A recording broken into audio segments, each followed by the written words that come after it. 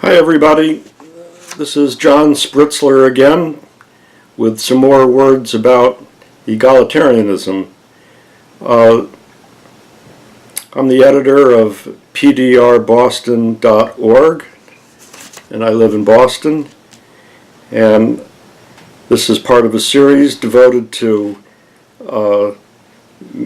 helping people come to a clear shared vision of what we want, because there's a long list of things about our current society that we don't like,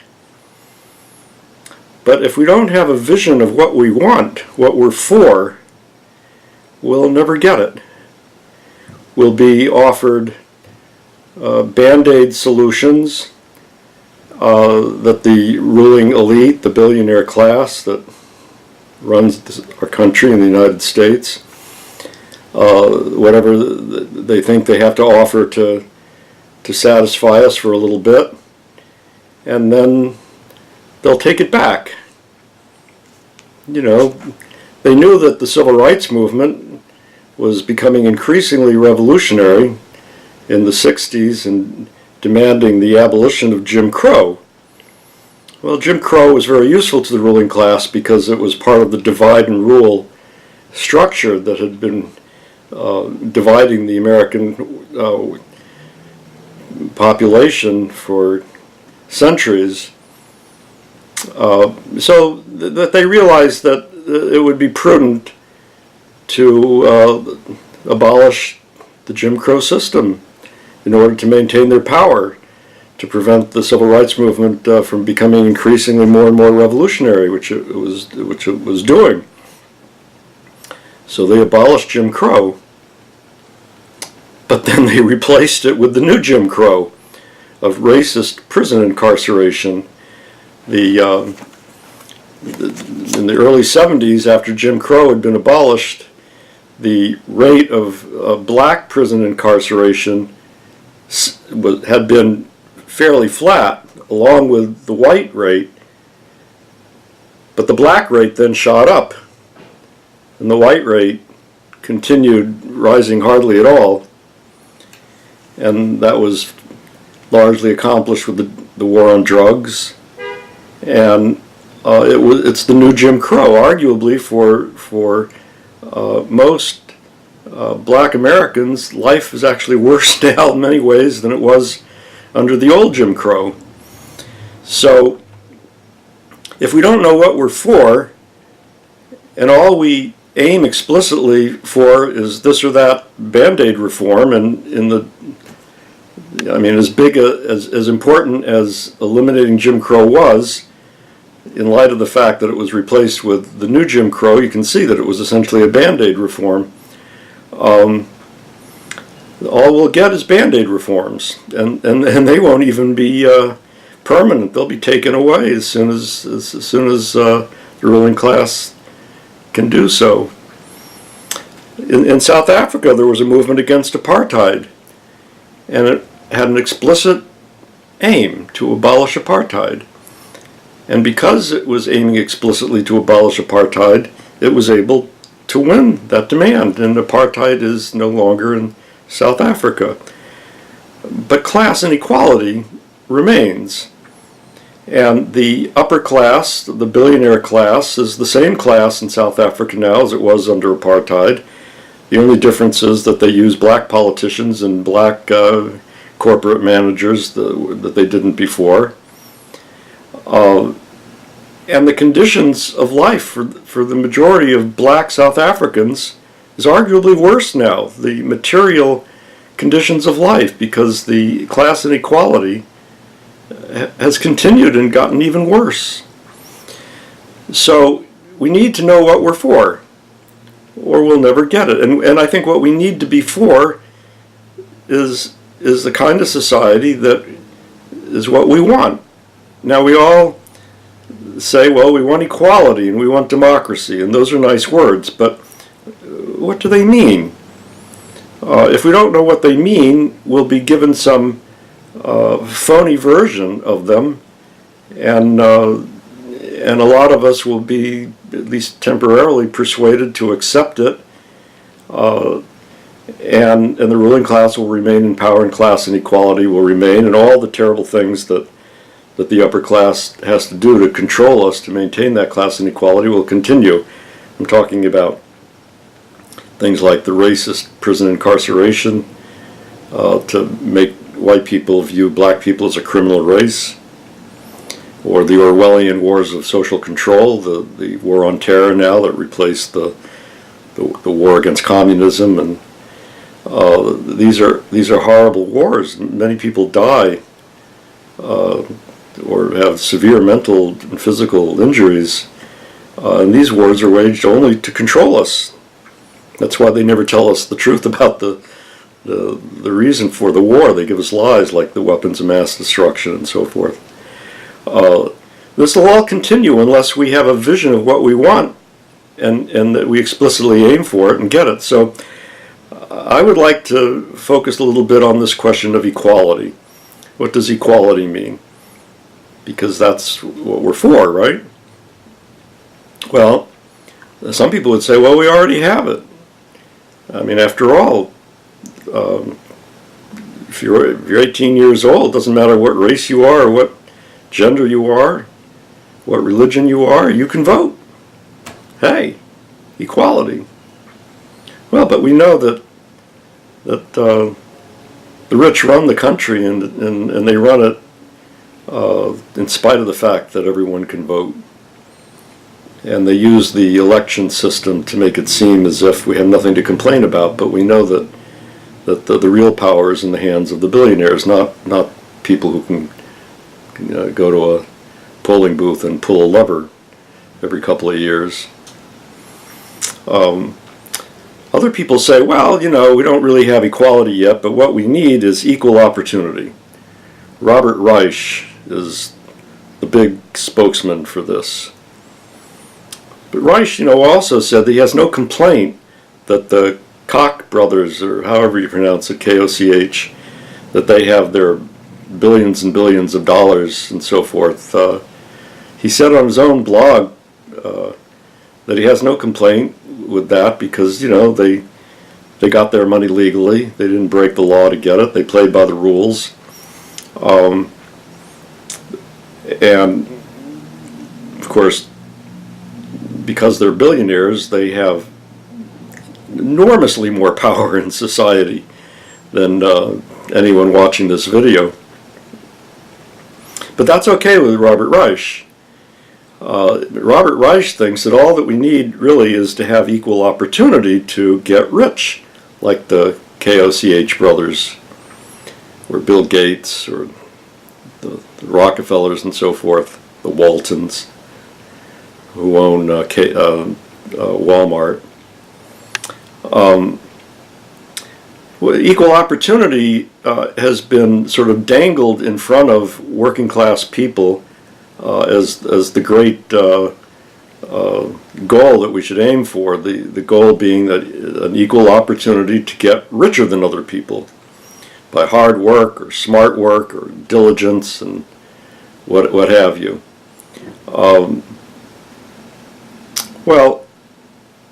And people like Robert Reich say that we should only limit our criticism of society to things that prevent it from being a level playing field. You always hear this phrase, a level playing field, meaning that everybody should have an equal opportunity to get richer than other people, to climb to the top of a society that is very unequal in terms of wealth, but is supposedly equal if everyone has an equal opportunity to get to the top, to be a winner instead of a loser.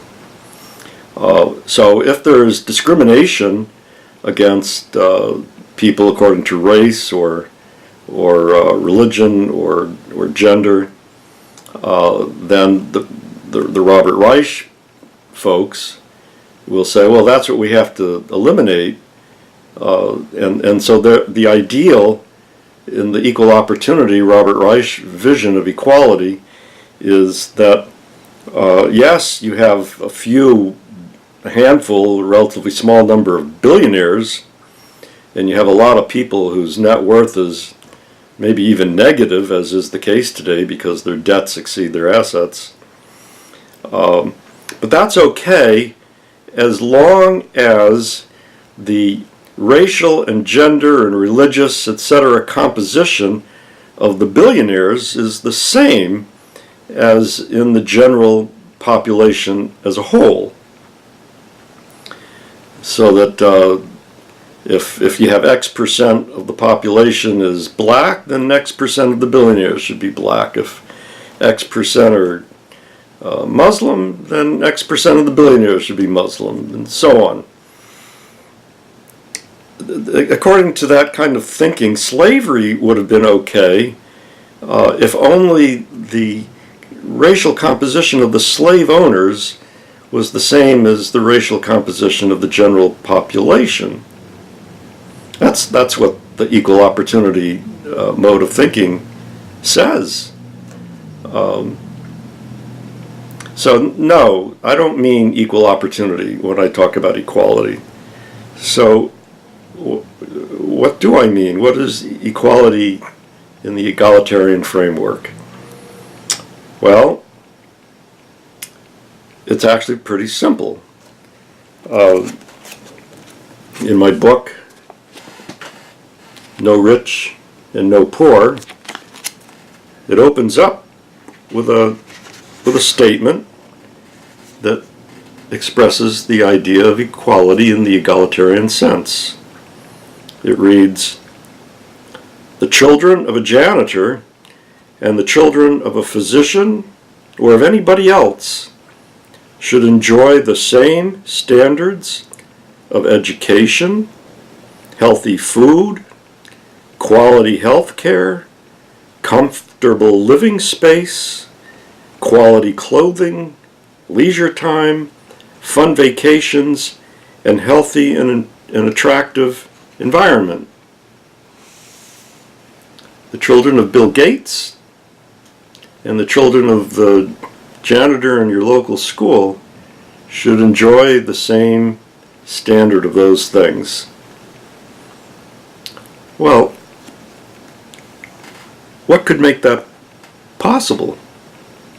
By the way, if you agree with that, then you're an egalitarian if you also believe that people should help each other instead of compete against each other, and that's called mutual aid. So what I just read is a reflection of the egalitarian idea of equality in the sense of no rich and no poor. The vast majority of people are therefore egalitarians, even if they've never heard the word before. But people who defend the Koch brothers having their billions of dollars because they got it legally, well, they're anti-egalitarian, even if their name is Robert Reich. Well, the kind of economy which produces this kind of equality is an economy based on the principle from each according to reasonable ability, to each according to need or reasonable desire, with scarce things equitably rationed according to need. That's a basic principle. And if society were shaped by that principle, we would have equality in the sense of no rich and no poor. Now, there's an attempt by the upper class and people who are sort of thinking in terms of the upper class for one reason or another to hide from popular knowledge what egalitarian equality means, and to promote the idea that it means something stupid. So I'm going to give two examples of people who have promoted this false idea of what egalitarian equality is all about. The first person is, and this saddens me because I sort of like reading his novels, and I think he has a good heart, and I don't know why he wrote the book that he wrote, but I'm talking about Kurt Vonnegut. he wrote a little satirical book. Well, maybe it was satirical. It's hard to sort of say exactly why he wrote it, but it's a little story. I guess a kind of satire, of course, called Harrison Bergeron. And I'm quoting now from, I think it's the Wikipedia summary of it, and it goes like this. It is the year 2081. Because of amendments to the Constitution, all Americans are fully equal, meaning that no one is allowed to be smarter, better looking, or more physically able than anyone else. The handicapper general's agents enforce the equality laws, forcing citizens to wear handicaps, a mask if they are too beautiful, radio earphones with shrill noise to disrupt the thinking of intelligent people, and heavy weights to burden the strong or athletic. Okay, well, this is obviously stupidity, but Vonnegut is sort of suggesting that if you're for equality, you're advocating something stupid like this. And, you know, a lot of people read the book and they chuckle and laugh, and they come away thinking, well, you know, anybody who says, you know, that we should have equality is crazy. I don't know why Kurt Vonnegut wrote the book, frankly, and I'm not going to speculate, but it was upsetting that he did. It's a similar theme to what Ayn Rand pushed. Ayn Rand, the champion of selfishness, and you all know, you know, her famous book Atlas Shrugged and so forth. So this is what Ayn Rand wrote. To understand the meaning and motives of egalitarianism, project it into the field of medicine. Suppose a doctor is called to help a man with a broken leg and, instead of setting it, proceeds to break the legs of 10 other men, explaining that this would make the patient feel better. When all these men become crippled for life, the doctor advocates the passage of a law compelling everyone to walk on crutches in order to make the cripples feel better and equalize the unfairness of nature. So these are, you know, people trying to convince their readers that egalitarianism is stupid. Egalitarians don't believe in equality in the sense of making people identical. In fact, on the contrary, you know, egalitarians think that it's a good thing that people are different. You know, one person is better at this and not so good at that. The other person's better at that and not so good at this. This is what makes life interesting. It makes it a much better world to live in. I certainly would not want to go to a concert in which all the musicians' skill in playing their instrument was the same as mine, obviously. Because I can't play a musical instrument. So there's just like a campaign to stigmatize the idea of equality as stupid, or to portray it, a la Robert Reich, as something which doesn't really result in equality, just some phony kind of equality, like equal opportunity. So if we're going to have a movement to really win equality, we need to know what we're for. And as I said, the principle in the economy of from each according to ability, or to reasonable ability, to each according to need or reasonable desire, with scarce things equitably rationed according to need, well, that's real equality. That means that a large family needs a larger house than a smaller family. A sick person needs more health care than a healthy person. A person who maybe is very large needs more food to eat than a small person, or a person who spends more energy at work and so forth needs more calories intake than someone who's just sitting behind a desk all day and so forth. In other words, people's needs are different and their reasonable desires are different. Someone who has a hobby of photography wants some good camera equipment, and another person wants better golf clubs. Fine. It's really such a simple concept that it's amazing that it's been so thoroughly suppressed, so that people have a hard time articulating it because they've hardly ever heard it expressed before. And the few people who, relatively few people who know that Karl Marx used the phrase "from each according to ability to each according to need," they think that, well, that's a communist idea, and communism is a dictatorship of the Communist Party over everybody. And it's true, that's what communism is. It's bad. It's a dictatorship of the Communist Party over everybody else. But what they don't know is that the idea from each according to ability and so forth has been around much longer than Karl Marx. You can find reference to it in the New Testament. It was the very pithy formulation of it was by a Frenchman before Karl Marx was born, and additionally, in the Critique of the Gotha program, where Karl Marx talks about the idea, his point is that it can only be implemented in the far, far future, in the final phase of communism, as he puts it, when economic productivity has been increased so much that there's no scarcity whatsoever. And his rationale for that is, people are just selfish, and this is the axiom of Marxism, which is so totally false. But the idea of Karl Marx is that people are selfish; they're not going to share according to the principle from each according to ability, each according to need, unless